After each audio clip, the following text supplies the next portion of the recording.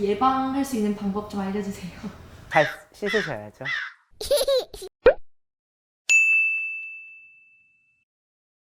원장님, 저는 다래끼가 꼭 한 1년에 한 두세 번은 나는 것 같아요. 세수도 잘 하거든요. 근데 왜 이렇게 자주 나는 거예요?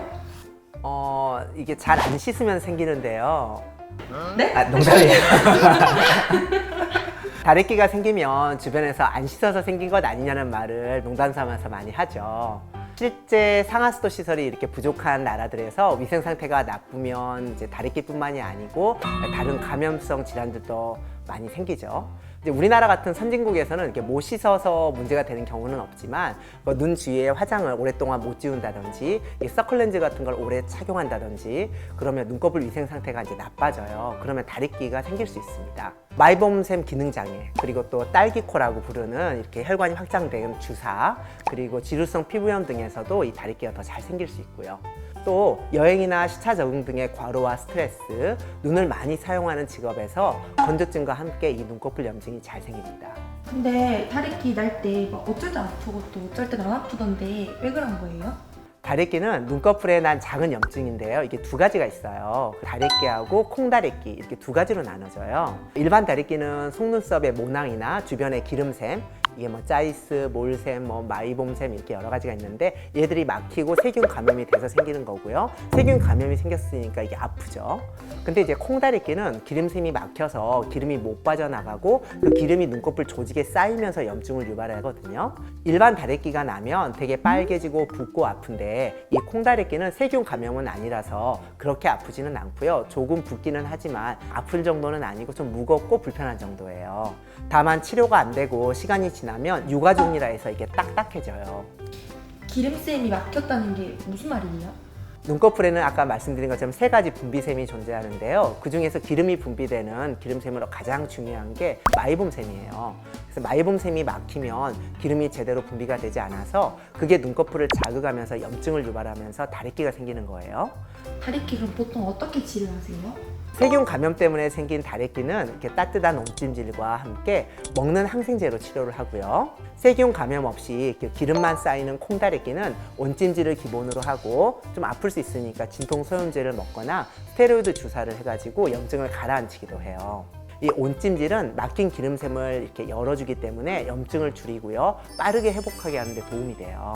그래서 온찜질과 먹는 약을 먹어보고 그럼에도 다래끼가 더 심해지거나 딱딱하게 남으면 절개를 해서 농을 제거하고 이 딱딱한 유가종을 긁어내서 치료를 하게 되죠. 다래끼 초기에 이렇게 바로 절개해달라고 하시는 분들이 있는데요. 세균 감염이 심할 때 절개를 하면 아프기만 하고 농은 조금 나오지만 금방 농이 차고 완치가 되질 않아요. 그래서 항생제를 잘 드시고 온찜질을 해서 감염을 먼저 잡고요. 그래도 남은 게 있으면 그것만 절개하는 게 원칙이에요. 여기 후기 보니까 누가 다래끼 맛집이라고 적어놨던데 저희가 이제 개원 초부터 이제 일반 진료를 쭉 해와가지고 그런지 다래끼 절개가 필요한 환자분들이 되게 많이 오세요. 안 그래도 이제 환자분들께 여쭤보니까 직장 동료분들께서 저희 안과가 다래끼 절개를 잘한다고 강남역 다래끼 맛집이라고 했다고 하시더라고요. 요즘에도 하루에 4~5명은 다래끼 때문에 오시는 것 같습니다. 근데 저는 찌는 게 제일 무섭던데 안 찌고 그냥 바로 낫게 하는 방법은 없나요? 째지 않고 바로요? 100%는 아닌데요. 가끔 기계로 완전히 치료가 되는 경우들이 꽤 있어요. 리피플로우라고 하는 친구인데요. 사실은 원래 이게 안구건조증 치료 기구예요. 갑자기 안구건조증이요? 웬 안구건조증인가 싶으시죠? 건조증도 원인이 되게 다양한데 이제 아까 말씀드렸듯이 마이봄샘이 막혀서 발생하는 경우들이 꽤 많아요. 그래서 마이봄샘에서 기름이 나와서 눈물을 덮어주면 눈물이 마르지 않게 해주는데요. 이 기름 분비가 줄어들게 되면 눈물이 쉽게 마르게 돼요. 그래서 증발성 건조증이 생기잖아요. 이때 리피플로우는 눈꺼풀에 열과 압력을 가해서 막힌 기름을 뚫어주기 때문에 안구건조증 환자에서도 이 마이봄샘에 문제가 있는 분들께는 많이 사용하고 있어요. 그런데 아까 다래끼도 이 기름샘이 막혀서 생긴 경우가 있다고 했잖아요. 그래서 리피플로우 치료로 다래끼까지 사라지는 경우들이 꽤 있어요. 초기에 오실수록 이 리피플로우를 했을 때 효과가 좋고요. 모든 다래끼에 해당되는 것은 아니에요. 그런데 확실히 이 리피플로우를 사용하면 절개까지 해야 되는 확률을 꽤 줄일 수 있고요. 다래끼를 예방하는 효과도 꽤 있어요. 리피플로우 그럼 어떻게 하는 치료예요? 조개 모양의 기구를 윗 눈꺼풀, 아래 눈꺼풀에 끼우고 한 12분 동안 따뜻하게 데워주면서 안에서 모터가 눈꺼풀을 이렇게 아프지 않게 이렇게 짜주는 역할을 하거든요. 이제 아프지 않으니까요. 환자분들이 많이 편해하세요. 그럼 마지막으로 다래끼 예방할 수 있는 방법 좀 알려주세요. 잘 씻으셔야죠. 당연한 말이지만 손에는 세균이 많이 있을 수 있어서 눈을 만지기 전에 반드시 눈을 깨끗이 씻으시고요. 사실 눈독 가능하면 비비지 않는 것이 좋아요.